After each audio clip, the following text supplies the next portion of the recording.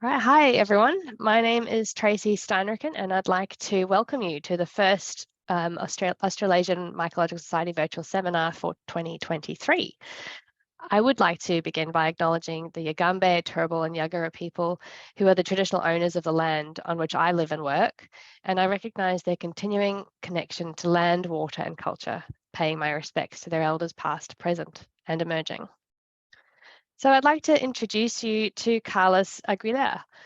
Carlos is a visiting researcher on a Humboldt Fellowship at the Hawkesbury Institute for the Environment at Western Sydney University, and he's there until September 2023, September this year. He's an ecologist who combines functional fungal ecology and network morphology. His research program is focused on determining the ecological implication of phenotypic variation among fungal species. Carlos did his undergraduate studies in El Salvador, and from there he moved to Professor Matthias Rehlig's lab in Germany for his PhD on applying functional ecology approaches to further understand the impact of root endophytes on plant communities.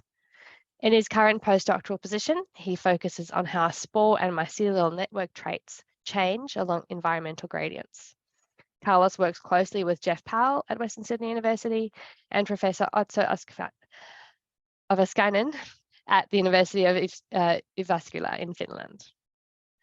Thank you so much to Carlos for joining us today. I'll get you to go ahead and take us away. Thank you, Tracy. So yeah, good afternoon, everybody, or noon. And yes, today I want to present some of my more recent research projects. And before diving into the specific project about the spores, I want to give an overview of what my research is about, at least in the last few years. So I am interested in linking form to function in the fungal kingdom. And this interest stems from a long search in fungal ecology to identify traits, or a search for traits, because in fungal ecology there has been this movement to use trait-based approaches to understand how fungi interact with their environment, meaning that traits can allow us to identify mechanisms by which these organisms interact with their environment, and can also help us to predict how different species impact their environment.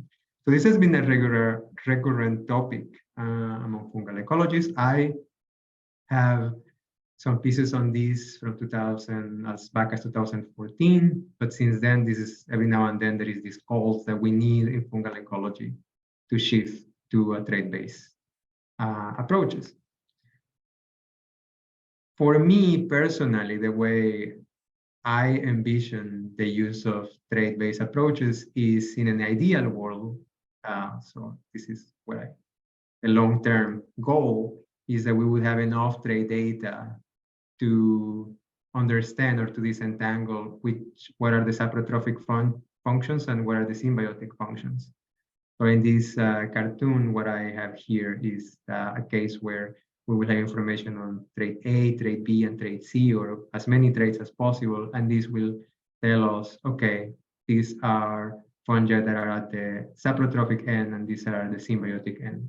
It's not that we don't have anything. We have enzymatic abilities, for example, that already can tell us something. But I am interested in the morphology, and specifically in the morphology at the spore and the mycelial state. And the reason for it is because it's this morphology or this phenotype, the one that interacts with their environment. So spores are the ones that are interacting with the dispersal vectors, and also the ones that initiate the colonization in the new environment. And mycelia is the phenotype that produces the enzymes released in the environments and interact in general with soils or plants when they are infected. So there is a great expectation that by studying the morphology, as it has been done for other taxa like plants or animals, we can have insights on what these organisms are doing and how they are able to survive in their environment. So talking about the spore size, and this is now the specific topic that I presented, or that I sent for the title, is that functional groups shape the size and function of the spores across the fungal kingdom. So why, aside from the fact that the spores are the ones that are interact with their environment, so why specifically spore, I dedicated so much attention to spores. And one is a practical issue. One of the limitations for doing trait-based approaches is that they require trait data that in most cases has not been measured. So we need to measure new traits, and this is going to be a time-consuming endeavor, very lab intensive, and a lot of things has to be done. Protocols have to be homogenized. There is a lot of work to be done in that regard. But spores, a lot of data on the spores is already there. In theory, for most of described species, we have already this data. There is a fraction of fungi, of course, that do not produce spores, but spores has been the traditional character or the traditional phenotype to identify a species at the taxonomic level. So already in the taxonomic descriptions, we have a lot of information already available. So the problem is that the data is there, it's just about to extract it, but that can be solved. So the point is that there is all this information that we can get it for a huge chunk of the known fungal kingdom. So then the question is, are for spore traits functional traits? And because, well, this is a mycological society, I don't think that this is so hard to explain, but that everybody is going to agree that they have a function. And if you, to arrive to that, just as a reminder to arrive at this, what are the functions of this, we can use natural history. And first, we need to ask, what are the spores? And the spores are, at the basic form, they are wall cells that have nuclei and lipid reserves that are produced during sexual and asexual cycles. And because a lot of spores are released into the environment, you have the already expected function of dispersal. So nobody's going to deny, or it's already well established that they have a function to disperse in the new habitats. But that's very well established. But I am looking at the spores from a different perspective, and is by using life history theory. And what spores represent are an investment in reproduction. So at some point, the adult fungus is deciding to stop growing or to stop using resources for other stages or other parts of their life history, and they are investing in reproduction. And for that investment to pay off, that means that it has to maximize the chances of successful colonization in their new habitat or the new niche. And if you use life history theory from other organisms, how this maximizing occurs is by changing the spore phenotype. So now there is here another basic expectation based on life history theory is that the more distinct the species, the more distinct the species habitats are, the more distinct their spore phenotypes will be. So this is this idea that it's an optimal morphology or phenotype for each different type of niches. So the most, if you zoom out at the kingdom level, is where you are more likely to find these differences, because at the kingdom level, you observe what are the main niches of fungi. And in summary, they can be represented as on a scale from fungi that are free-living saprotrophs to a series of host-associated fungi with different level of dependency. Some fungi are more facultative symbionts, and others are strict or obligate symbionts.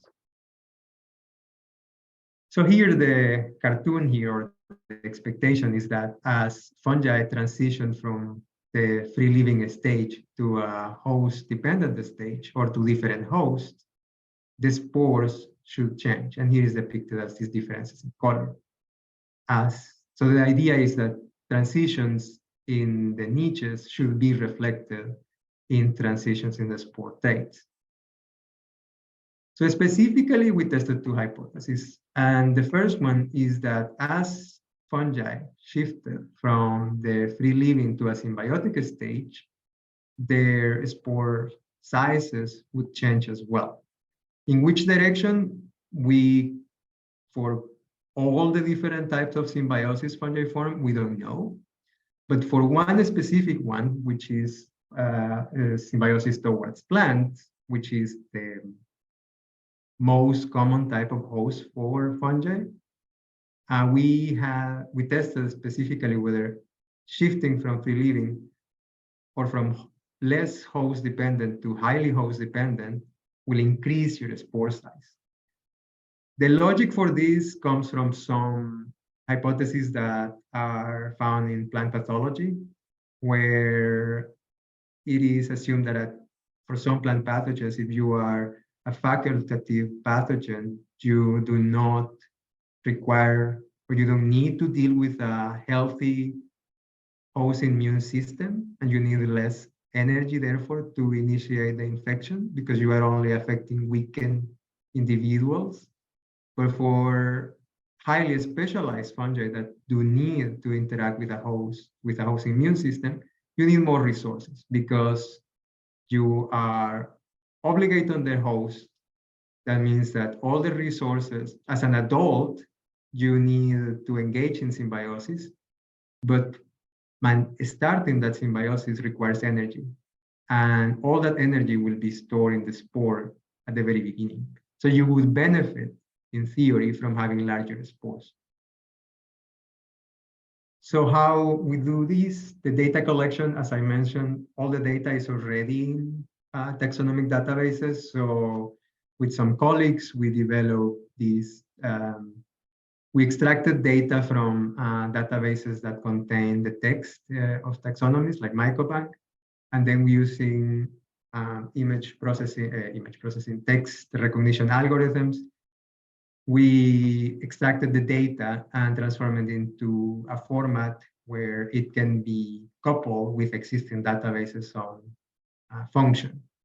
So we compile, we use, for the ones that are familiar with this, we use Fungal, but we also use other functional databases, compiling to a common format, and then contrast the spore database with the functional database.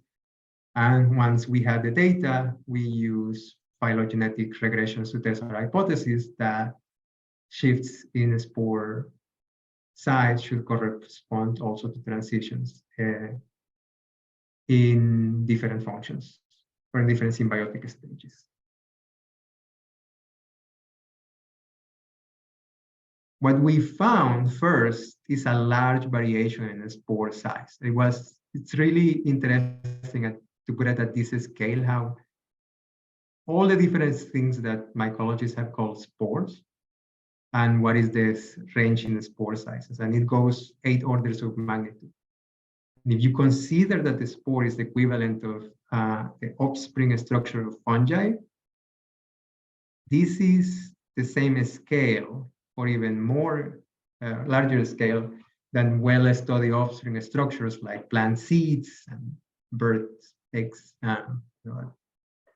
Maybe comparing eggs with spores is a little bit far-fetched, but all these structures have in common that they can be understood as offspring structures. So we found a large variation, and this is comparable as that other structures. So now, as for our specific hypothesis, so what you see here is just for the two Dicaria phyla.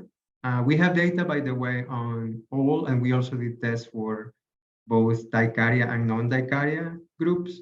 But I am focusing right now on this, on the Ascomycota and Basidiomycota, because this is where definitely most of the data comes from. So what you are seeing here is that each of these, so you have the spore size in logarithmic axis, this is measured as a spore volume. So we calculate based on the dimensions in each descriptions, we calculated the volume based on the widths and the lengths, assuming that they are either perfect spheres or they are spheroids. So based on that, we have the spore size in the logarithmic axis. And here we have, in the x-axis, we have the different functional groups along this symbiotic gradient from asymbiotic saprotrophs. So this was specifically fungi that in any of the databases that we collected where there was no report of them being associated with a host. So that was the criteria. So we tried to be as exclusive as possible. So if one fungus in one database was also found associated with a plant, it was not included here. So this is really based on the data that is available, things that are probably only saprotrophic fungi. And then here we have the different functions or the different guilds from human pathogens, lichens, insect pathogens, plant endophytes, and different types of plant diseases from diseases that in general they're just reported as pathogenic fungi without reporting the disease to specific ones like necrotrophic pathogens, mildew fungi, rust fungi, smut fungi. And so what you see is each of these bubbles represents the position is the median spore size of a taxonomic order. And the size of the bubble is the coefficient of variation. The line here, the red line, indicates the median of a spore size for asymbiotic groups, just to give a point of reference to the other ones. And each of these ranges, these point ranges, represents our estimates based on the phylogenetic regressions that we concluded. We did two to control for these phylogenetic regressions. We used two types of phylogenies because we had so many species. We had 25,000 species in this analysis. So it was really hard to find a tree that could help us for everything with the same quality. So we used a recently published tree that is kingdom-wise, that is based on whole genomes, but this is very reduced. This only contains like 1,000 species. And then we constructed a taxonomic base tree based on the species that at least based on the last issue of Index Fungorum, or the current version of Index Fungorum, they have complete taxonomy.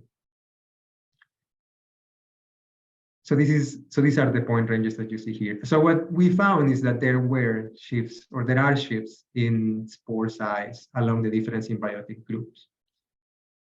It is clear also that the effect is not universal, and there are some groups that are especially different and drive a lot of the statistics of the variation here. And for example, in the Ascomycota, these are the case for lichens and for ectomycorrhizal fungi and mildew fungi, that they are distinctively larger than asymbiotic groups. But also another byproduct of doing this and plotting this data in this form is that the Basidiomycota, so these are basidiospores and these are ascospores only. And the basidiospores are remarkably small, and they in comparison to the Ascomycota, the Ascomycota have huge variation. So some colleagues in the group that, or the whole team that made this project possible, has speculated that this might be the reason of how basidiospores are formed for most of the fungi. So most of the fungi included here, most of the spores comes from mushroom-forming fungi in this case. And there has been this hypothesis that at the time of making this analysis, I was not aware of, that because the basidiospores are enclosed within this system within the lamina of the mushrooms, or the structures where the mushrooms are produced, or the spores are produced, they have very limited window of variation for a spore size because there is a very narrow window at which a spore size is optimally released from these structures, and then they can leave these structures and be released in the air. So it seems, and this is a speculation, that why they have this spore size, this limited spore size, is because of the way they are being constructed and this is being released. So it does seem that while spore size matters for function, it's strongly limited on how these spores are being produced, and this create constraints in the way the spores are for ecology.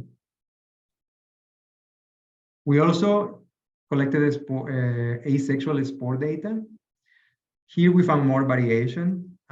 It's kind of expected because asexual spores are formed in many different ways as opposed to sexual spores. And again, interestingly, the mildew fungi were remarkably larger compared to asymbiotic groups. Here, there was more variation also in Basidiomycota. But in general, the pattern was always stronger for sexual spores than asexual spores.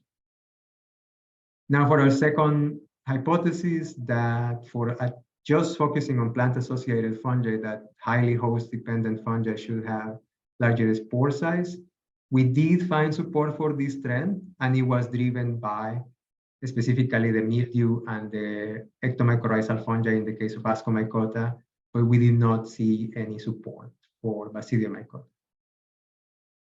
So the take-away message from this work is that host-associated fungi have distinct spore sizes compared to free-living fungi, so there is support for our expectation that spore size shift as the functions of fungi shift as well.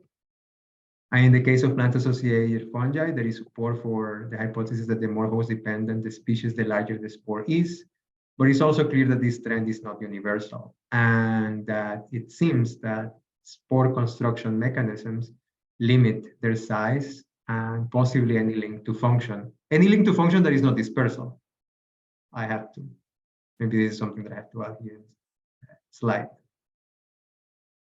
But to me, another key message in this work is that by also looking at spores through life history lens, we can test other hypotheses about their function, and also to understand what are the challenges fungi experience during their early life stages of fungi. So this is my work regarding spores, and I take the liberty of also talking about my work with mycelial morphology, and this is what I'm going to do right now. And one of the reasons is because while I'm in Australia, I would like to continue doing this work with some fungi from Australia, so it would be great if later point I could get isolates from some labs. So what is this work about? So the key message here is that mycelial traits predict foraging strategies in fungi. And at the core is the realization that mycelia is actually a foraging structure. So for example, this is a Mortirella fungus growing on water agar. Well, here there is an agar plug. What you see in the center is an agar plug. This has resources, but out of this, so it's PDA 10% or something like that. It has some resources. It's very not resource rich, but it has some resources. But it's growing on a water agar. And anyone who has grown fungi knows that they grow in extremely resource-deprived environments, which shows that they are doing that. They are searching for resources. And this is analogous to the work that has been done with fungi that produce macroscopic mycelia. And in that front, it is more widely recognized their foraging role. But I feel like for microscopic fungi, or I think that for microscopic fungi, this connection that the mycelium is foraging structure is not widely internalized. And because we grow these fungi under super rich conditions normally, so we usually maintain our fungi on the PDA, we are not able to see these foraging strategies. So the point is that this mycelium is a foraging structure. So that means that if we want to understand different foraging strategies of fungi, we need to measure differences in their morphology. So identifying foraging strategies requires measuring mycelium morphology. And this has been challenging because this is not a well-defined structure. Morphology in other organisms you can measure by simple metrics of length, weight, volume, but this is a more complex structure. So recently I have teamed up with some colleagues in the UK, and we have developed this pipeline. And this pipeline works by taking pictures. So you take pictures of fungi. It could be ideally with a nice resolution stereoscope for microscopic fungi. So you can, like in this picture, where you can see the whole mycelium, but you can also have the resolution of identify single hyphae. And you can do this with a stereoscope. And so you take these pictures, then using a series of image processing algorithms, which right now are in a MATLAB version, these are translated into what we call a network graph. And they have also associated information, which I will explain. And then this data can be transferred to R, where we can do traditional analysis. So at the very core, what this is doing is that it does two things. One is segmenting the mycelium as a series of tubes. And this, there is only going in between branching points, there is going to be one tube. Also, if there is a case where the fungi fuse, which you don't see in this picture, this would create different segments. So it uses this information to represent it in a network graph. So here the nodes of the network are going to be the branching points and the hyphal tips. And the edges of the network is going to be the hyphal segments. It's going to consider that each hyphae is a perfect cylinder, and the volume of that cylinder is going to be given by the length and the cross section, so the width. And additionally, because we have this node system, we know where the position is, so we can translate exactly this information into a XY coordinate system. And we can also calculate the angle with this information. So we have tested this with 15 different species. Here is a sample of them, both for microscopic fungi and also macroscopic fungi. Their names, and so here you have the real picture and then the network graph that comes to it. These are color coded for width. So the bluer it is, the thicker the hyphae or the cord. And based on this, doing this basic visualization, we can start to predict foraging strategies just based on the morphology. So we can calculate how loopy or how much mesh is in the system. Also, how efficient is going to be fungi into transport resources. And this is by taking very basic assumptions. So it's not perfect. Of course, it's not going to be 100% accurate, but the basic assumption comes here is that because hyphae can be seen as vessels, where cytoplasm is flowing, that flow is going to experience some level of resistance imposed by the walls of the hyphae. The more contact this cytoplasm has with the walls, the more resistance it will be. So that means that if you have very thick hyphae, there will be less surface area in contact with the walls. So in theory, flow should be easier in those systems. So if you have a morphology that is composed mostly of thick hyphae, as opposed to a morphology with a many small thin hyphae, that the first morphology is going to have better transport efficiency as compared to the one that has many small thin hyphae. Well, you can also calculate how much the system changes from a pure fractal tree. I'm thinking that this is not so useful, but you can also, one of the advantages that one can measure what would happen to the system if it's damaged, how much of the mycelium remains connected. And we think that this is important for foraging because while the fungus is foraging for resources, those resources are more likely to be heterogeneous, especially in an environment like the soil. Some resource patches will have more carbon than nitrogen and the other way for other resource patches. So it's important for some fungi to be able to transport those resources. But if this network is being severe or is being damaged, the advantage of being able to transport resources will go away. So what we also do is that we can do computer simulations where we damage the network, and then we calculate how much of the network remains connected. So far, this is the stage where we are. So we have these interesting predictions that now I would like to test. But just based on this data, without any empirical test, what we can do is that we can map the morphological diversity of fungi. And here you see this coordination where you see these are the most contrasting, what you see here, these three colonies are the most contrasting phenotypes that I found out of the 15 species that I use. And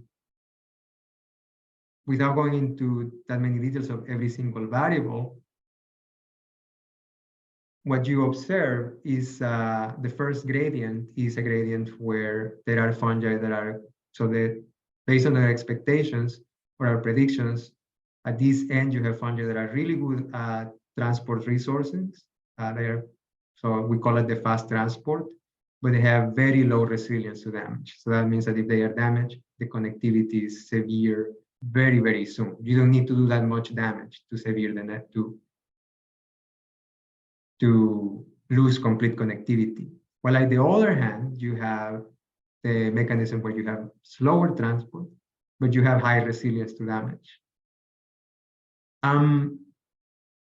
There is another axis here, which we are still figuring out what that might mean. But anyways, this is preliminary data based on 15 species. So in my next, one of the things that I want to do is to continue collecting data on more isolates to have a complete picture of what the whole spectrum of morphologies could be. And also, at a later point, testing empirically these predictions. So anyway, the takeaway message from this is that the mycelium just reinforcing the view that the mycelium is a foraging structure, and measuring its morphology revealed differences in foraging strategies among fungi, among fungal species. Measuring morphology is now feasible. It still requires good microscopes, but and every now and then there will be some issues with the software, but it's possible and it's getting easier and easier. And based on a narrow set of species, there are some clear predictions that can be tested, like some two strategies come clear: efficient transport, low resilience, low transport, and high resilience. And the last is that while I am in my time in Sydney, I would like to record more morphologies. So if somebody has, we can talk about it later. Isolates, I would love to use it, especially fungi that are soil fungi and nothing harmful. And with that, just the acknowledgements. This is all what I have been talking is the result of a lot of collaborations. Here are some of the main collaborators over the years and the different universities where I jump around and the main funding sources of my work. And with that, thank you for your attention. Thank you, Carlos. That was really interesting, especially those awesome mycelial networks. Pretty fascinating. Everyone else listening, if you have questions for Carlos, there's two options for you. You can either put them in the Q&A section at the bottom, or if you raise your hand, I can allow you to talk and you can ask Carlos directly. So go ahead and get started on that. In the meantime, I wanted to know if you've done any work looking at readiness to sporulate, depending on ecological traits. It's just an issue that I'm currently dealing with. How easy or under which conditions they Yeah, sporulate? certainly. I mean, certain species or strains will sporulate more readily on artificial media than others. So just wondering if you found an interspecies difference in that, or if you think that there could be something along those lines. I haven't done that work. There is a colleague in Berlin that has tested different conditions and mostly nutrient conditions along which, and then it turns out, yeah, I remember that out of the 30 species that she looked at, some species prefer to sporulate on their lower resources and some others on their high resources. So there were changes, but I haven't looked at sporulation patterns or spore output. Mm-hmm. Yeah. Okay. Interesting. All right, we've got some other questions coming along. So Camille Trong, I'm going to get you to talk. You can unmute yourself. Yeah, hi, can you hear me? Yes. Hi, Carlos. Thank you so much for the very interesting talk. That's really fascinating. I was wondering, when you looked at the trait of this mycorrhizal network, how variable do you think they are within a species? And if you think that the variation could be linked to like local environmental conditions, so if there's more nutrient or less nutrient, because obviously this is all made in a petri dish, right? So do you think that there would be more variability like in the field or? Yeah, so I think that the issue of plasticity within a species is going to be, I expect that it's going to be high. At this stage, all the morphologies that I have recorded is in this foraging stage where when they have out of one patch, they are looking for resources. They are growing into the resource-deprived media. And for the macroscopic fungi, for example, is inert sand. And for the microscopic fungi is water agar. Under those conditions, I don't see that much variation among technical isolates. I don't know how much intraspecific variability would be among genotypes of the same species. That I don't know. And it would be sure there is one pool of Neurospora that I know that there is a colleague in Finland that has worked only with Neurospora, and he has like 30 different genotypes. So it would be interesting to know how much variation can occur at that level. What I would expect, and this is the next round of experiments that I want to do, is what happened to the networks when you have different resource patches, still in a resource-deprived environment, but you have discrete patches of resources, and how each species is going to solve the problem of connecting this situation where you have heterogeneous patches and also patches that are of different quality. I would expect that there will be different solutions to this problem. But at this stage, I don't have any data to know what is the level of plasticity they will have. Yeah, that would be really cool research to do.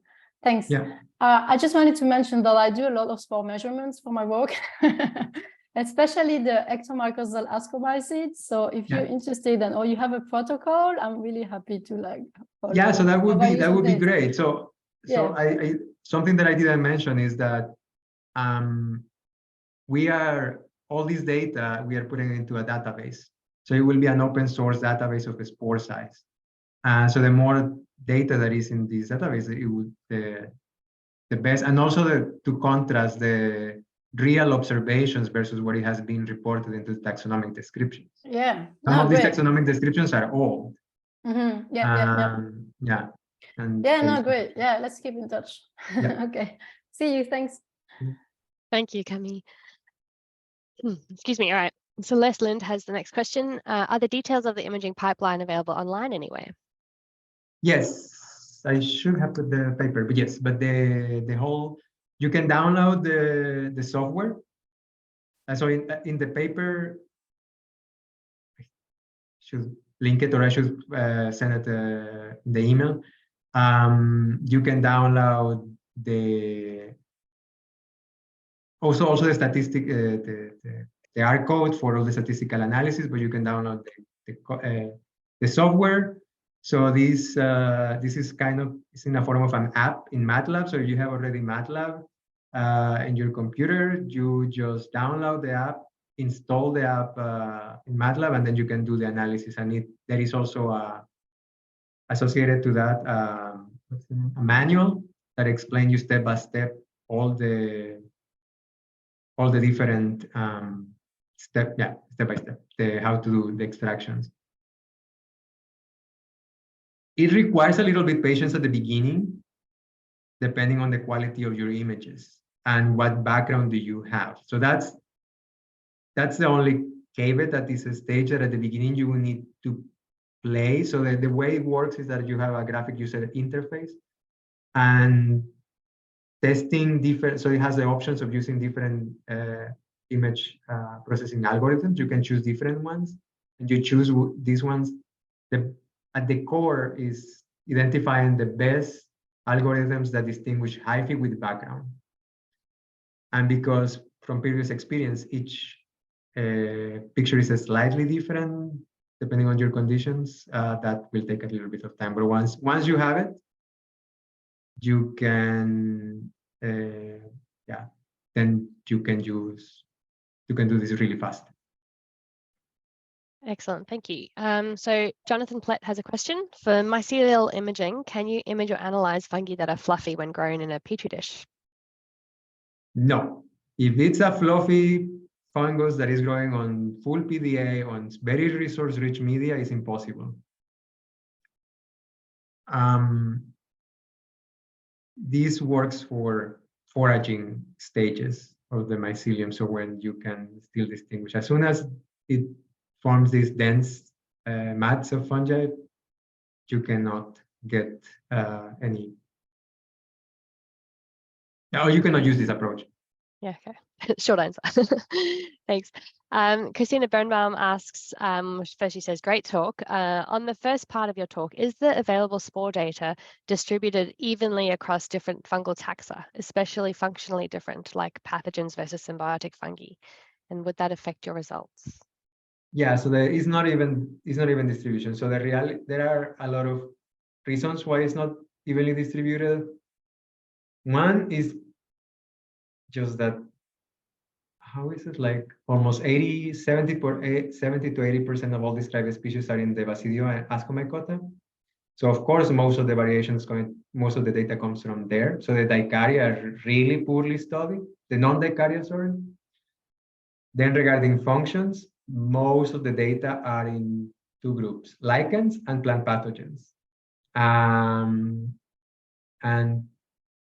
the main reason for lichens, I think that there has been a fascination with lichens over the history of mycology, but plant pathogens are of economic importance. So it's going to be biased towards those groups. There are some exceptions. Ectomycorrhizal fungi also are well represented. Plant endophytes are really badly represented. I think that for anyone that works with this organism, it's not a surprise, because also it's really hard to tell how many endophytes really exist in nature.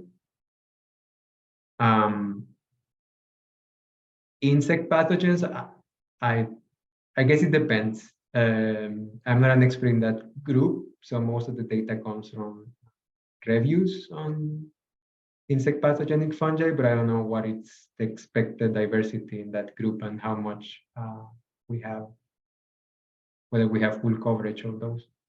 Mm-hmm. Daryl Heron's asking if you've looked at spore size and the role it has in fitness. No.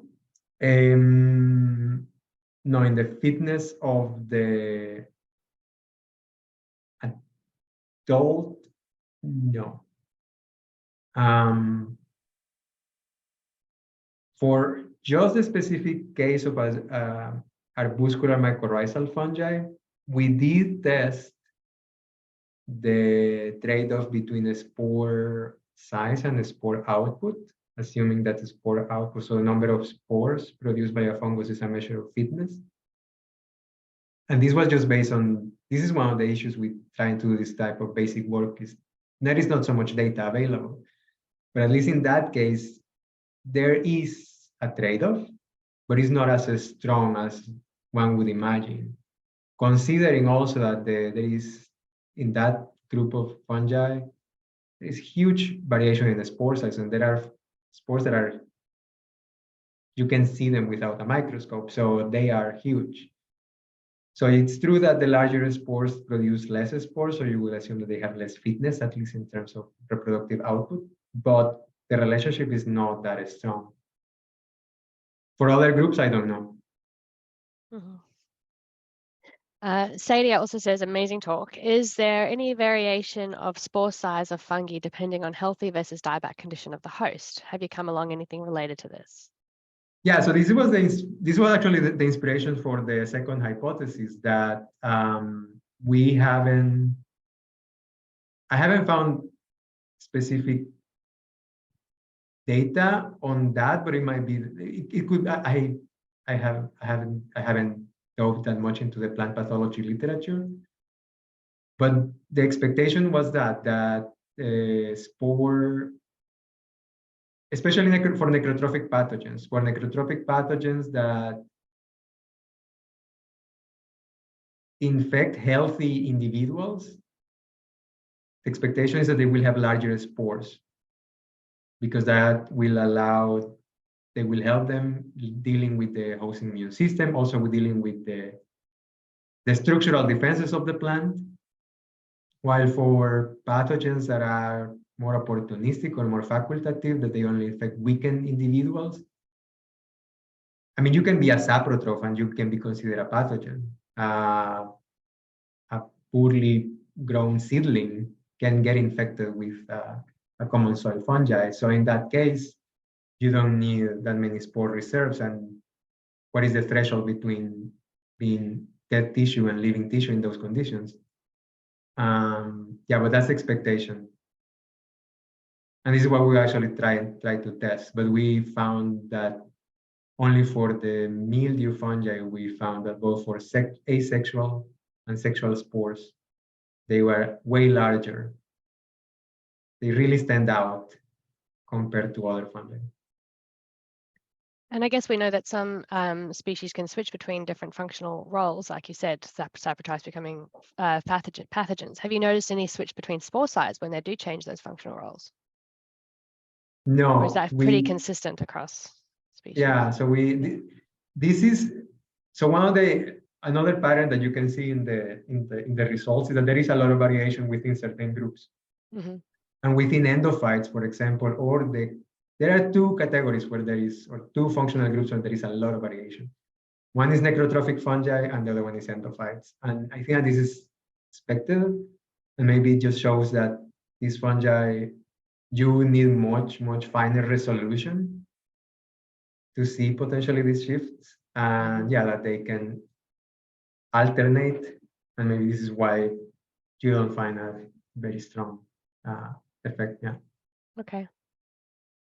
Thank you so much, Carlos. If anyone has a final question, you literally have a couple of seconds left to ask it. But I think I'm going to start closing up. So yeah, once again, well, thank you so much for joining us today, Carlos, to everyone else for coming along too. Really fascinating talk. And I know that Carlos would be very keen to hear from anyone who's willing to share their cultures to do some mycelial measurements and spore measurements. So please go ahead and do that. I will pop his website onto the seminar homepage as well, so you'll be able to contact him through there. Next month, we are going to be hosting Dr. Kylie Ireland, who's based in Perth, and she's going to be talking to us about Polyphagus shot hole borer. which should also be a very topical and interesting talk. Yeah, until then, thank you so much, and yep, keep an eye out There for is a that. Q&A. There is a question. Yeah, so Ritas Vagalis just says beautiful talk. Oh. Thanks for joining us all the Okay. way from the US, Ritas. All right, thank you, Carlos, and hopefully we chat soon. Yep. Yeah. Thank you for having me. Bye. Bye.